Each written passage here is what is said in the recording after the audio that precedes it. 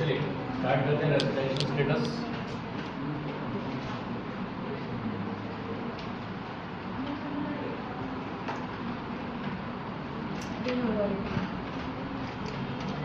देखो income tax में tax लगाने के पहले क्या करना पड़ता है अपने को, ये देखना पड़ता है कि व्यक्ति लास्ट ईयर गत वर्ष मतलब प्रीवियस ईयर में इंडिया का था या इंडिया का नहीं था। इंडिया का था, इंडिया का नहीं था, मतलब इनकम टैक्स में इसका बोलचाल की भाषा अलग है।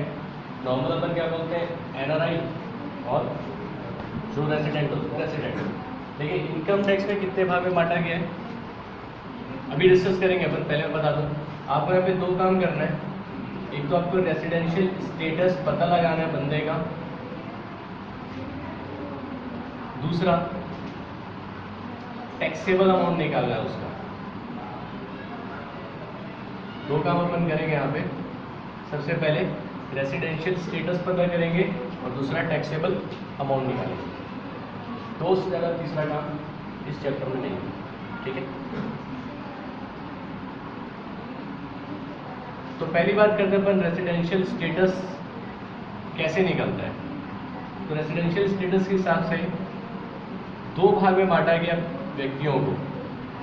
एक होता है आर, दूसरा NR. R for resident, NR for non resident. अब रेसिडेंट के अंदर फिर दो कैटेगरी है, ओआर, एनओआर। ओआर मतलब ऑर्डिनरी रेसिडेंट और एनओआर मतलब नॉट ऑर्डिनरी रेसिडेंट, ठीक है। कितने भाग में हो गए टोटल? तीन भाग में। कौन कौन सा भाग? रेसिडेंट, रेसिडेंट में ऑर्डिनरी रेसिडेंट और नॉट ऑर्डिनरी, और एक हो गया हमारा नॉन रेसिडेंट। चलिए ये तो हो गया।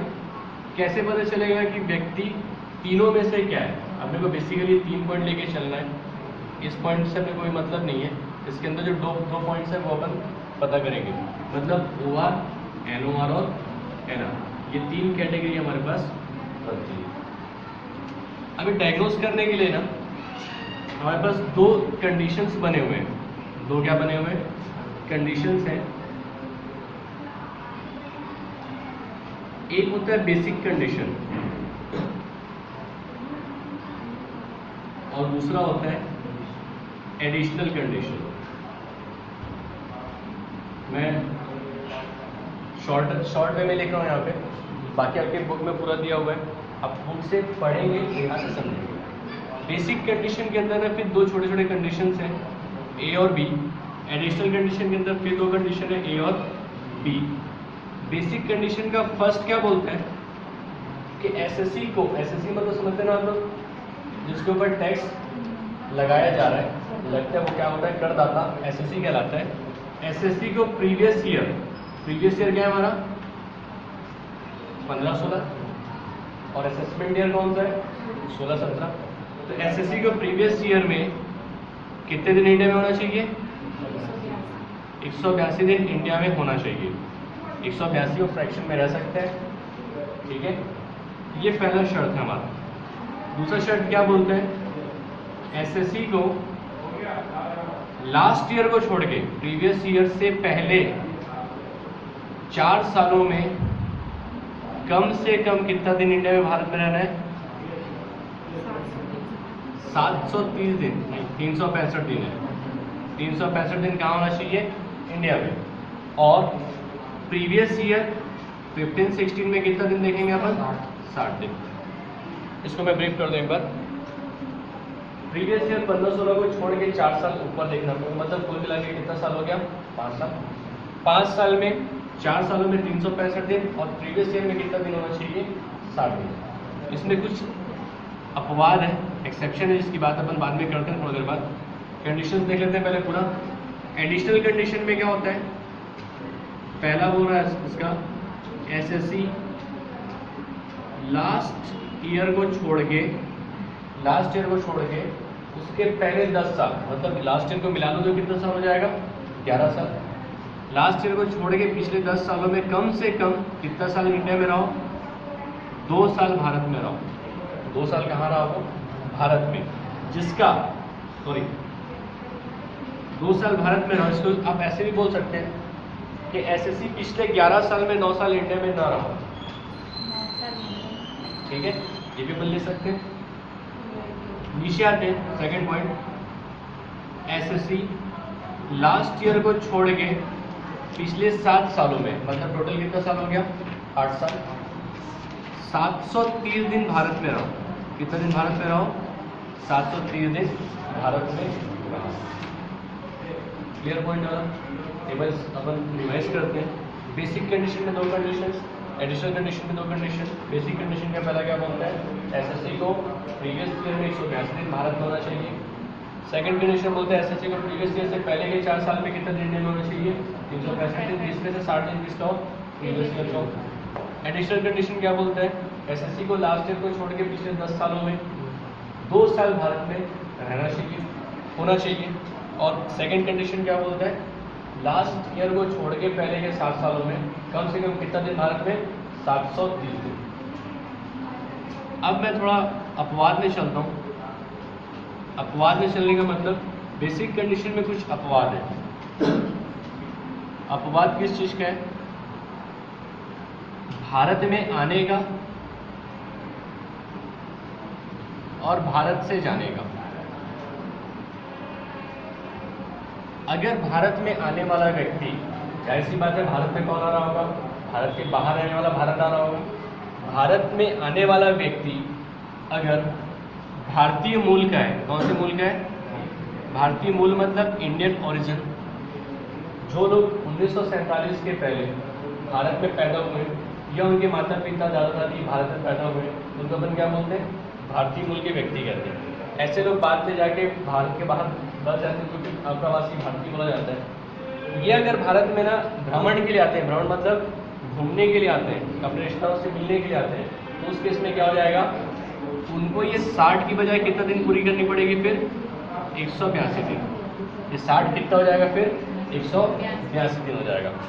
सेकेंड कंडीशन, भारत से जाते समय मतलब अब जाएगा कौन? जो भारत में रहता है वही भारत के बाहर जाएगा। तो भारत के बाहर जाने वाला व्यक्ति, एक मिनट आप लोग, 2 मिनट। भारत के बाहर जाने वाला व्यक्ति जो है वो किस पर्पज से भारत से बाहर जा सकते हैं?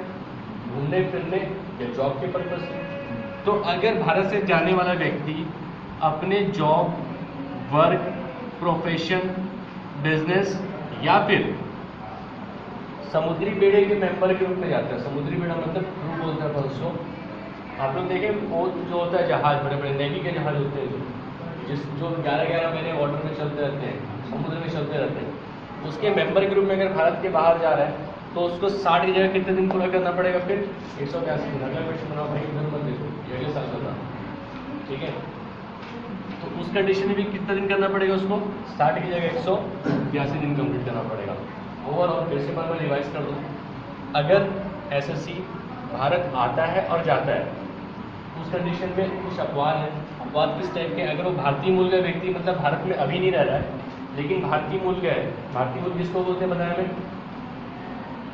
जिसका खुद का जन्म 1947 से पहले हो या उसके माता पिता दादा इंडियन ओरिजिन के हैं और वो भारत में अपने रिश्तेदारों से मिलने के लिए आ रहा है, तो उसको क्या बोलेंगे अपन? 60 नहीं भाई, आप 182 दिन पूरा करो, ठीक है, तब मान्य होगा। वो किसके लिए कंडीशन है बताऊंगा मैं ना। दूसरा, भारत से जाते समय जो यहाँ रहने वाला व्यक्ति ये भारत के बाहर जा रहा है, तो भारत के बाहर अगर वो जॉब, पेशे, बिजनेस या समुद्री बेड़े के मेंबर के रूप में जाता है ना, तो उसको 60 की जगह कितना दिन पूरा करना है? 182। बोलने का मतलब इन कंडीशन में ना सेकंड कंडीशन अपना आएगा ही नहीं। कौन सा कंडीशन फॉलो करना अपने को? 180 डेज तक। ठीक है, अब sir basic condition, additional condition को कैसे यूज करना है कि अपने को OR, NOR, NR निकल जाए? आता है लोगों निकालने? कैसे यूज करते हैं कोई बताएगा?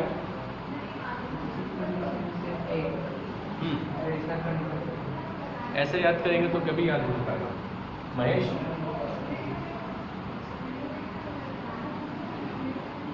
बताओ। मैं एक छोटा सा एग्जांपल देता हूँ, उससे समझ में आएगा। मान लेते हैं आप लोग इंडियन आइडल देखते हैं ना, कोई भी सिंगिंग टैलेंट है या कोई भी सीरियल जो जैसे इंडिया गॉट टैलेंट वगैरह होता है, इस टाइप के शो में क्या होता है, पहले ऑडिशन होता है, ऑडिशन के बाद सेमीफाइनल, उसके बाद फाइनल, ऐसा चलता है ये। मान लेता हूँ कि मेरे को किसी प्रोग्राम में पार्ट लेना है, कोई कंपटीशन चल रहा है, उस कंपटीशन में ये ऑडिशन पार्ट है। ये कौन सा पार्ट है? ऑडिशन। और ऑडिशन के लिए मेरे को ये करके आना है, ऑडिशन मेरे को पास करना है। पास कैसे होगा? जब मैं दोनों में से कोई एक पूरा कर दूंगा तो पास हो जाऊंगा। तो अगर मैं इसमें से कोई एक कंडीशन पूरा कर लेता हूँ ना, तो मैं पास, नहीं कर पाया तो फेल। ठीक है, अच्छा अब मैं पास हो गया हूँ, अब मेरे को फाइनल खेलना है। फाइनल में या तो मैं जीतूंगा या तो मैं हारूंगा। तो उसके लिए मेरे को कौन सा स्टेप देखना पड़ेगा? समझ में आ रहा है? अब इसको इस तरीके से देख सकते हैं अपन, अगर आप बेसिक कंडीशन का कोई एक पूरा कर लेते हो, आप क्या बन जाओगे? रेसिडेंट। नहीं कर पाओगे तो नॉन रेसिडेंट। हट गया नॉन रेसिडेंट है। बेसिक में इतनी ताकत है कि वो रेसिडेंट और नॉन रेसिडेंट बना सकते हैं। बेसिक का एक पूरा हुआ, कोई भी एक, दोनों होता तो अच्छी बात है। कोई एक भी पूरा हुआ तो क्या बन जाएगा? वो रेसिडेंट। और नहीं कर पाया तो नॉन रेसिडेंट। अब रेसिडेंट बन गया होगा तो अब आपके बीच किसका मुकाबला है? ऑर्डनरी और नॉट ऑर्डनरी बन जाएगा। तो उसके लिए ये तो खत्म हो गया हमारा। अब अपन नीचे आएंगे, एडिशनल का एक पूरा कर लोगे क्या बन जाओगे आप? ऑर्डनरी। और नहीं कर पाओगे तो नॉट ऑर्डनरी। अब इस तरीके से अगर अपन देखा जाए, देखें तो ऑर्डनरी के लिए क्या होता है? ऑर्डनरी कैसे बनता है? ऑर्डनरी नॉट ऑर्डनरी दोनों कब बनते हैं? जब वो बेसिक कंडीशन का एक पूरा कर चुके होते हैं। ठीक है, तो इसको इस तरीके से याद करो आप। आपके पास रेसिडेंशियल स्टेटस है, दो कैटेगरीज है, दो कैटेगरीज में फर्स्ट कैटेगरी में फिर दो कैटेगरी है। अगर आप बेसिक कंडीशन पूरा करते हैं तो आप आर बनते हैं, नहीं पूरा करते तो एनआर बनते हैं। एक सिलेक्शन हो गया हमारा एनआर का। आगे आने के बाद अगर आप एडिशनल का एक पूरा करते हैं तो ऑर्डनरी बनेंगे, नहीं कर पाते तो नॉट ऑर्डनरी बनेंगे। अब वो पुराना सिस्टम देखो जैसा अपने को पढ़ाया जाता था, बेसिक का एक, एडिशनल का एक पूरा करेगा तो ओ आर, ऐसे ही पढ़े जाता। बेसिक का एक लेकिन एडिशनल का पूरा नहीं कर पाएगा तो एन ओ आर, और कोई भी कंडीशन पूरा नहीं कर पाएगा तो एन आर। ऐसा पढ़े थे। अगर आपको ऐसा याद है तो आप ऐसा याद रखो, कोई दिक्कत नहीं है। लेकिन जो इजी चीज़ें होती है ना, स्मार्ट तरीका होता है वो मैं आपको बता रहा हूँ। हाँ, अगर आपको उस तरीके से याद है तो कंफ्यूज मत होना। आपको तो क्या करना है? सिर्फ डायग्नोज करना है। आप किसी भी तरीके से डायग्नोज कर सकते हैं। क्लियर है पॉइंट? कोई दिक्कत किसी को? यहाँ तक क्लियर है? तो ये हमारा क्या चीज़ था? पता लगाना। कैसे हम पता लगा सकते हैं? सेकेंड पॉइंट बनता है इसका टैक्सेशन। मैं एक काम करता हूँ, बेसिक रिसर्च कंप्लीट कर देता हूँ, कल पर प्रैक्टिकल करके देख लेंगे। ठीक है, पता लगाने के बाद टैक्सेबल अमाउंट निकालने के लिए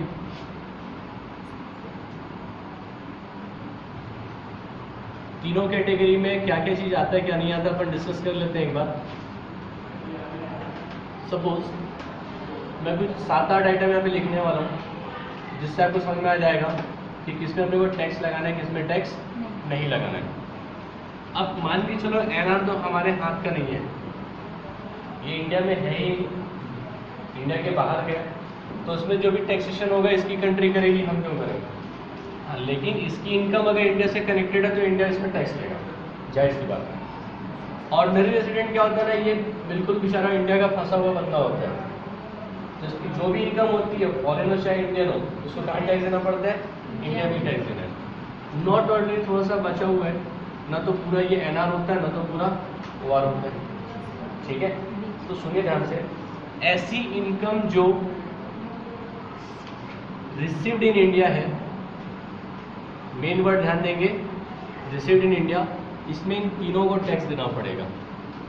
अगर आपको इनकम कहाँ रिसीव हो रही है? इंडिया में रिसीव हो रही है, तो तीनों के लिए क्या हो जाएगा? ये टैक्सेबल हो जाएगा। रिसीव ना होते हुए भी अगर ये डीम टू रिसीव्ड है, deem to received in India means India में मिला नहीं है, लेकिन हम मान लेते हैं कि इंडिया में मिला हुआ है, तो भी क्या होगा? तीनों में टैक्सेबल हो जाएगा। अब इंडिया में मिला नहीं, कैसे मान लेंगे इंडिया में मिला है?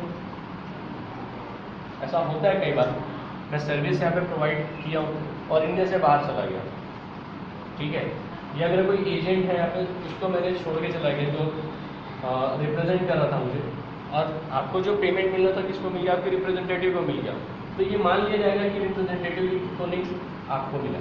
इनकम किसकी है? आपकी थी। तो ये डिम टू रिसीव्ड इंडिया, आप बोल नहीं सकते मैं तो था नहीं, मैं अपने हाथ से नहीं लिया हूँ। Other points, accrued from India, इसका एक्रूवल कहाँ से हुआ? उपार्जन कहाँ से हुआ? इंडिया से। जिससे आप इंडिया में आए 1 लाख रुपए जमा कर दिए, 2 महीने आप इंडिया में, 2 महीने इंडिया में रहते हुए क्या हुआ? आपको ब्याज मिल गया आपके इन्वेस्टमेंट से। तो ये इनकम कहाँ जनरेट हुई आपकी? एक्रूवल कहाँ से हुआ? इंडिया से। तो आपको उस पर टैक्स भी कहाँ देना पड़ेगा? इंडिया में देना पड़ेगा। सेम पॉइंट वैसे ही है, डिम टू एक्रूड, मतलब मान लेते हैं हम कि आपका इनकम कहाँ से जनरेट हुआ है? इंडिया से जनरेट हुआ है। तो इस कंडीशन में भी क्या हो जाएगा? आपको इंडिया में टैक्स देना पड़ेगा। ये 4 टाइप की जो इनकम है ना, इसमें सबके सब टैक्स देते हैं, इसमें सबके सब व्यक्ति क्या करते हैं? टैक्स देते हैं। अब मैं कंप्लीट बात करता हूँ फॉरेन इनकम की। इसकी बात करूँ मैं, फॉरेन इनकम कुछ नहीं दिया क्वेश्चन में, फॉरेन इनकम है मतलब कौन टैक्स देगा? OR, NOR और NR टैक्स नहीं देते। अब मैं बात करता हूँ फॉरेन बिजनेस इनकम। तो foreign business income controlled by India. अगर इसमें वर्ड क्या लिखा हुआ है? फॉरेन बिजनेस है, लेकिन कंट्रोल कहाँ से होता है? इंडिया से होता है। तो इसमें OR और NOR दोनों टैक्स देते हैं, NR इसमें टैक्स नहीं देगा। कंट्रोल बाय इंडिया मतलब कंट्रोल कहाँ से हो रहा है? इंडिया से हो रहा है। 7, फॉरेन बिजनेस कंट्रोल अपना नहीं है, outside of India. Outside of India मतलब कौन टैक्स देगा? सिर्फ OR देगा। ठीक है। इसके अलावा किसी भी टाइप का फास्ट इनकम जिसमें पहले से टैक्स लग चुका है, बाद में आप उसको इंडिया लेके आते हो, तो किसी में भी टैक्सेबल नहीं होगा। इसके अलावा इंडियन एग्रीकल्चर अगर आपके पास दिया हुआ है, इंडियन एग्रीकल्चर इनकम है, तो ये भी क्या होगा? एग्जेम्प्ट है।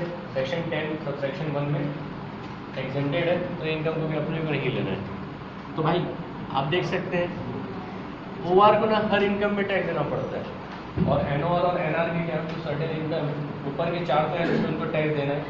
बाकी फिर अगर बिजनेस इनकम में फॉरेन बिजनेस जो इंडिया से कंट्रोल होता है उसमें टैक्स देगा, बाकी इनकम में टैक्स नहीं देगा। तो ये अपना 2 पॉइंट्स आप एक RS पता लगाना, कैसे पता लगाते हैं कि रेसिडेंशियल स्टेटस क्या है व्यक्ति की, और दूसरा उसका टैक्सेबल अमाउंट निकालना। ठीक है। फॉरेन इनकम में हाँ, देखो इनकम कहीं से भी करो, अगर आप ऑर्डिनरी इंडियन हो तो आपको टैक्स उसमें बनेगा। ठीक है, क्योंकि आप इंडिया में हो, आपको कहीं से भी पैसा आ सकता है, तो फिर आपको यहाँ पे टैक्स देना पड़ेगा। ठीक है। और किसी का डाउट इसमें? क्या चीज़? मतलब सबको एकदम हो सकता है, वो हाथ को नहीं है। चलिए नोट कर लीजिए इसको पहले।